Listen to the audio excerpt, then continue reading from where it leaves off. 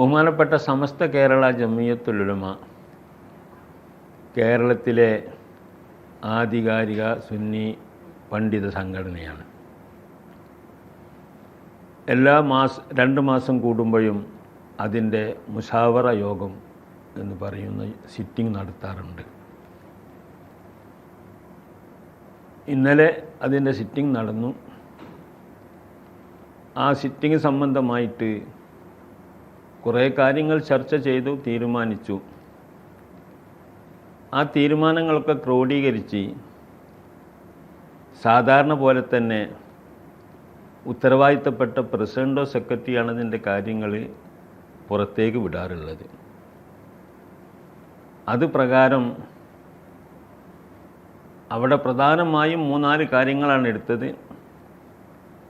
അത് ബഹുമാനപ്പെട്ട പ്രസിഡന്റ് സയ്യിദുൽ ഉലമ തങ്ങൾ അവറുകൾ മീഡിയകളൊക്കെ വിളിച്ച് വളരെ വിശദമായി പറഞ്ഞു കൊടുത്തു. അങ്ങനെ സന്തോഷത്തോടു കൂടെ പിരിഞ്ഞതാണ്. സാധാരണ ചെയ്യേണ്ടത് അങ്ങനെയാണ്. അതുപോലെ തന്നെയാണ് ഈ കഴിഞ്ഞ പ്രാവശ്യം ചെയ്തത്. അതിനുശേഷം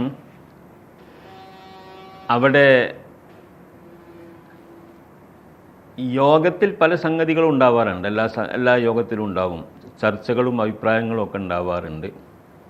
അതിൻ്റെ തീരുമാനങ്ങളാണ്. അതിൽ നടന്ന ചർച്ചകളൊന്നും പിന്നെ റിലീസ് കൊടുക്കാറില്ലല്ലോ. ഒരു യോഗത്തിനും കൊടുക്കാറില്ല. തീരുമാനങ്ങളാണ് അറിയിച്ചിട്ടുണ്ട്. അതിൻ്റെ പുറമെ യോഗത്തിൽ നടന്ന പരിപാടികൾ വേറെ ആരും വിശദീകരിക്കേണ്ടതില്ല, വിശദീകരിക്കാൻ പാടില്ല. അങ്ങനെയാണ് ചട്ടം. ബഹുമാനപ്പെട്ട തങ്ങൾ വളരെ വിശദമായി ആ കാര്യങ്ങൾ തീരുമാനങ്ങളൊക്കെ വിശദീകരിച്ചതിന് ശേഷം വേറെ ഒരാൾ അതിൽ കുറേ കൂട്ടിച്ചേർത്തുകൊണ്ട് അതൊന്നുമല്ല, കുഴപ്പങ്ങൾ നടന്നിട്ടുണ്ട് എന്നൊക്കെ പറയുന്ന ഒരവസ്ഥ, അല്ലെങ്കിൽ അവിടെ നടന്ന ചർച്ചകളൊക്കെ ഇന്നതൊക്കെയാണെന്ന് പറയുന്ന ഒരവസ്ഥ, അത് അച്ചടക്കത്തിന് യോജിച്ചതല്ല. ഏതൊരു പ്രസ്ഥാനത്തിന് അച്ചടക്കത്തിന് യോജിച്ചതല്ല. അത് പറയേണ്ടവർ പറഞ്ഞു കഴിഞ്ഞാൽ പിന്നെ അതോടുകൂടി അത് അവസാനിക്കലാണ്. എന്നാൽ ഈ കഴിഞ്ഞ യോഗത്തിൽ ദൗർഭാഗ്യമെന്ന് പറയട്ടെ, എൻ്റെ ഒരു സ്നേഹിതനും അതേപ്രകാരം തന്നെ ഞാൻ വളരെ ആദരിക്കുന്ന, വളരെ ബന്ധപ്പെട്ടുകൊണ്ട് കാര്യങ്ങളൊക്കെ നിർവഹിക്കുന്ന സഹപ്രവർത്തകൻ ബഹുമാനപ്പെട്ട ബഹാവുദ്ദീൻ നദ്വി ചാനലുകാരോട് ചില സംഗതികൾ പറഞ്ഞു. അദ്ദേഹം ചെയ്യാൻ പാടില്ലാത്തതായിരുന്നു. അദ്ദേഹം വലിയ സ്ഥാനങ്ങളൊക്കെ വഹിക്കുന്ന ആളാണ്. അദ്ദേഹത്തിൻ്റെ സ്ഥാനത്തുള്ളത് യോജിച്ചതല്ല. ആ നിലക്കാണ് ഞാൻ ഇന്ന് നിങ്ങളുടെ മുമ്പിൽ ഈ വീഡിയോയുമായിട്ട് പ്രത്യക്ഷപ്പെടുന്നത്. അദ്ദേഹത്തിൻ്റെ വീഡിയോയിൽ കാര്യമായി പരാമർശിച്ചത് എന്നെ സംബന്ധിച്ചാണ്. അതുകൊണ്ട് യോഗത്തിൽ നടന്ന സംഗതിയുമായി ഞാനൊന്നും പറയേണ്ടതില്ല. അത് ഞാൻ യോഗം കഴിഞ്ഞ ഉടനെ തന്നെ ചാനലുകാർ എന്നോട് കണ്ടപ്പോൾ പറഞ്ഞിരുന്നു എന്തെങ്കിലും പറയാൻ. ഞാൻ പറഞ്ഞു, ബഹുമാനപ്പെട്ട തങ്ങൾ ആധികാരികമായി പറഞ്ഞതിന് ശേഷം പിന്നെ എനിക്കൊന്നും പറയാനില്ല എന്നു ചാനലുകാരോട് തന്നെ ഞാൻ പറഞ്ഞതാണ്. അത് തന്നെയാണ് ഇപ്പോൾ എനിക്ക് പറയാനുള്ളത്. അതിൽ നടന്ന സംഭവങ്ങളെക്കുറിച്ച് പലതും ചർച്ചകൾ നടക്കും. അതിനെ സംബന്ധിച്ചൊന്നും പറയാൻ ഞാൻ തയ്യാറല്ല. എനിക്കതിൻ്റെ ആവശ്യവുമില്ല, അധികാരവുമില്ല.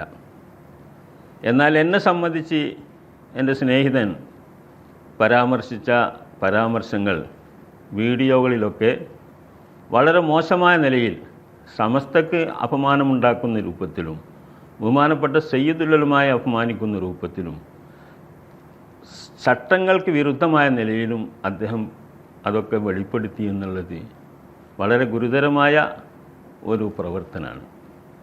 അത് സഹിക്കാനും പൊറുപ്പിക്കാനും പറ്റിയതല്ല. അതുകൊണ്ട് എന്നെ സംബന്ധിച്ച് പറഞ്ഞ കാര്യങ്ങൾ അത് എനിക്ക് കുറച്ച് ക്ലാരിഫിക്കേഷൻ തരേണ്ട ആവശ്യം എനിക്കുണ്ടെന്ന് മനസ്സിലാക്കിക്കൊണ്ട് മാത്രമാണ്. യോഗത്തിൻ്റെ അകത്തുള്ള വിഷയത്തിനല്ല, പുറത്ത് അദ്ദേഹം പറഞ്ഞ സംഗതിയെക്കുറിച്ചാണ് ഞാൻ പരാമർശിക്കുന്നത്. പുറത്ത് അത് പറഞ്ഞപ്പോൾ ജനങ്ങളുടെ തെറ്റിദ്ധാരണ ഉണ്ടാക്കുന്ന പല കാര്യങ്ങളുണ്ട്. അത് തിരുത്താൻ വേണ്ടി കൂടിയാണ്, വേറൊരു ഉദ്ദേശം എനിക്കില്ല. അതിൽ അദ്ദേഹം പറഞ്ഞത്, എന്നെ സംബന്ധിച്ചിടത്തോളമുള്ള കുറേ കത്തുകൾ ഉണ്ട്. അനുകൂലമായ കത്തുണ്ട്, പ്രതികൂലമായ കത്തുണ്ട്. കാര്യമായ അജണ്ടകളൊക്കെ തീരുമാനിച്ചതിന് ശേഷം കത്തുകളുടെ ചർച്ചകളിലേക്ക് വന്നു. കുറേ കത്തുകൾ വായിച്ചു, അനുകൂലമുള്ളതും അല്ലാത്തതൊക്കെ വായിച്ചു. അതിനുശേഷം ബഹുമാനപ്പെട്ട പ്രസിഡന്റ് അവറുകൾ, തങ്ങളവറുകൾ സാധാരണ ഒരു മര്യാദ നിലയ്ക്ക് ഒരാളെക്കുറിച്ച് പരാമർശിക്കുമ്പം അദ്ദേഹത്തെ മുൻനിർത്തിക്കൊണ്ട് ചർച്ച ചെയ്യുന്ന ഒരു സുഖമല്ലല്ലോ എന്ന നിലയ്ക്ക് എന്നോടൊന്ന് ഈ അവസരത്തിൽ നിന്ന് മാറി നിൽക്കാൻ വേണ്ടി പറഞ്ഞു. എനിക്കതിന് അസാരസ്യമൊന്നും ഉണ്ടായില്ല. പക്ഷേ എനിക്ക് തോന്നി ഈ കത്തുകളൊക്കെ എന്നെക്കുറിച്ച് മോശമായ കുറേ കത്തുകളുണ്ടല്ലോ, കുറേ കള്ളത്തരങ്ങളൊക്കെ അതിലുണ്ടായിരിക്കും, കുറ്റാരോപണങ്ങൾ, ഞാൻ ചെയ്യാത്ത ബന്ധപ്പെടാത്ത കാര്യങ്ങളൊക്കെ അതിലുണ്ടായിരിക്കുമെന്ന ബോധത്തോടു കൂടി തന്നെ ഞാൻ പറഞ്ഞു. അത് പറയുമ്പോൾ ഞാൻ കേട്ട് തെറ്റും ശരിയും വേർതിരിക്കാൻ ഞാനത് കേട്ടിരിക്കല്ലേ വേണ്ടത്. ഞാൻ നിങ്ങൾക്ക് ശല്യമൊന്നും ഉണ്ടാക്കാത്ത നിലയ്ക്ക് ഞാനത് കേട്ട് ഞാൻ മറുപടി തിരുത്തേണ്ടത് ഞാൻ തിരുത്താൻ ഞാൻ ഇവിടെ ഇരിക്കാം, അതല്ലേ ഭംഗി. എന്ന് മാത്രമല്ല, കഴിഞ്ഞ കാലങ്ങളിലൊക്കെ അങ്ങനെയാണല്ലോ നമ്മൾ ചെയ്തു പോകുന്നതും. മെമ്പർമാരിൽ ആരെങ്കിലും കുറിച്ച് ആരോപണമുണ്ടായിക്കഴിഞ്ഞാൽ അത് കേട്ട് ആ സദസ്സിൽ തന്നെ വെച്ച് അദ്ദേഹത്തിന് അതിനെന്തെങ്കിലും മറുപടി പറയാനുണ്ടെങ്കിൽ മറുപടി പറയലാണല്ലോ. അങ്ങനെയാണ് നമ്മൾ കീഴ്വഴക്കം. അങ്ങനെ നടന്ന ചില ഉദാഹരണങ്ങളൊക്കെ ഞാൻ പറഞ്ഞു കൊടുക്കുകയും ചെയ്തു. ഇത് കേട്ട സദസ്സ് അത് ശരിയാണല്ലോ, അദ്ദേഹം അവിടെ ഇരുന്നോട്ടെ എന്ന് സദസ്സിൽ പലരും പറഞ്ഞു. അപ്പം ബഹുമാനപ്പെട്ട അധ്യക്ഷൻ തങ്ങളവറുകൾ പറഞ്ഞു, അങ്ങനെ നിങ്ങൾക്ക് എല്ലാവർക്കും അഭിപ്രായമാണ് ഇരുന്നോട്ടെ എന്ന നിലയ്ക്ക് തന്നെയാണ് പറഞ്ഞത്. അങ്ങനെ ഞാൻ അവിടെ ഇരുന്നു. അങ്ങനെ കത്ത് എടുത്ത് വായിക്കാൻ തുടങ്ങിയപ്പോൾ എൻ്റെ സ്നേഹിതൻ നദ്വി ഉസ്താദ് പറഞ്ഞു,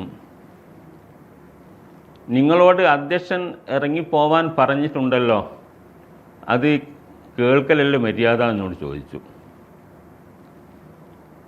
അപ്പോൾ അത് വളരെ ഗൗരവത്തിൽ ഒരു ശാസനാരൂപത്തിലാണ് അദ്ദേഹത്തിൻ്റെ വർത്താനം.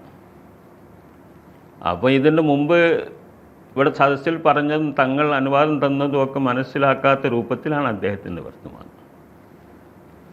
അപ്പോൾ അതിന് ഞാനും അദ്ദേഹവുമായിട്ട് കുറച്ച് വാക്കുകളൊക്കെ നടന്നിട്ടുണ്ട്.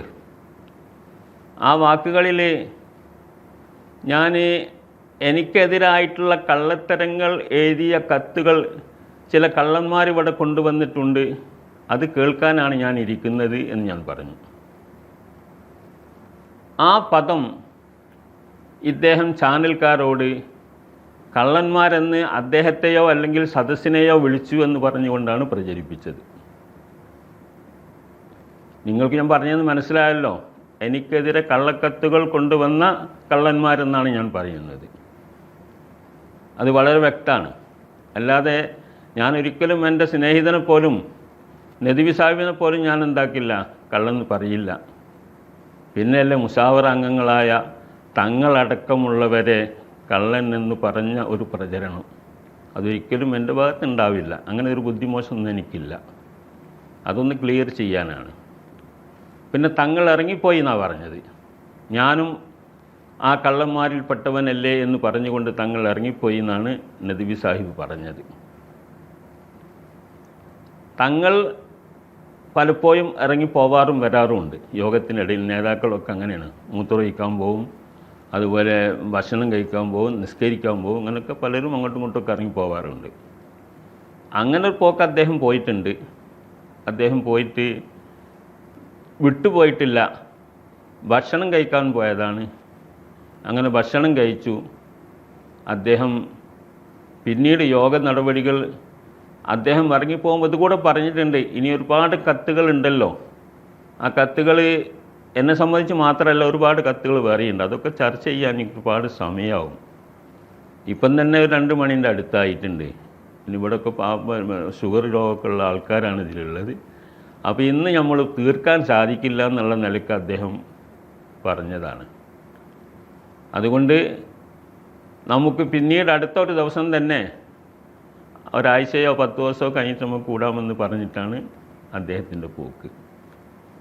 അത് അദ്ദേഹം ഭക്ഷണം കഴിച്ചതിന് ശേഷം അദ്ദേഹം ചാനൽകാരൊക്കെ വിളിച്ചു കൂട്ടി ഇതിൻ്റെ റിലീസ് വളരെ വ്യക്തമായിട്ട് തീരുമാനങ്ങളൊക്കെ പറഞ്ഞു കൊടുത്തിട്ടുണ്ട്. ഇത് വാസ്തവമാണല്ലോ. ആ സംഗതി ഈ രൂപത്തിൽ അതൊക്കെ നല്ല നിലക്ക് അവസാനിച്ചു. നല്ല തീരുമാനങ്ങൾ 3-4 തീരുമാനങ്ങൾ എടുത്തു. അങ്ങനെ പിരിഞ്ഞ ഒരു യോഗത്തെ സംബന്ധിച്ചിടത്തോളം യോഗത്തിലെ ഒരു പ്രധാനപ്പെട്ട മെമ്പറായിരിക്കെ അദ്ദേഹം, എൻ്റെ സ്നേഹിതൻ, ഇങ്ങനെ ഒരു പരാമർശം നടത്തിയത് ഒരിക്കലും പാടില്ലാത്തതായിരുന്നു. അദ്ദേഹത്തിൻ്റെ സ്ഥാനത്തോട് യോജിച്ചതുമല്ല.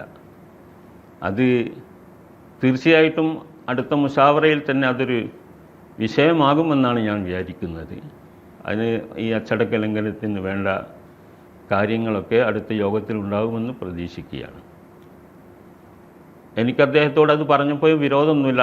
ഞാനൊരു സൗഹാർദ്ദ നിലക്ക് പറയാണ്, അദ്ദേഹം പറയരുതായിരുന്നു എന്ന നിലയ്ക്ക് തന്നെയാണ്, എൻ്റെ സ്നേഹിതനെന്ന നിലയ്ക്ക് ഞാൻ പറയുന്നത്.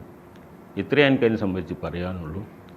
അതുകൊണ്ട് ആരും ഈ പറഞ്ഞ നമ്മുടെ നദ്വി സാഹിബിൻ്റെ ചാനലോ അദ്ദേഹത്തിൻ്റെ വാർത്തകളോ കേട്ടുകൊണ്ട് വഞ്ചിതരാവരുത്, തെറ്റിദ്ധരിക്കരുത്.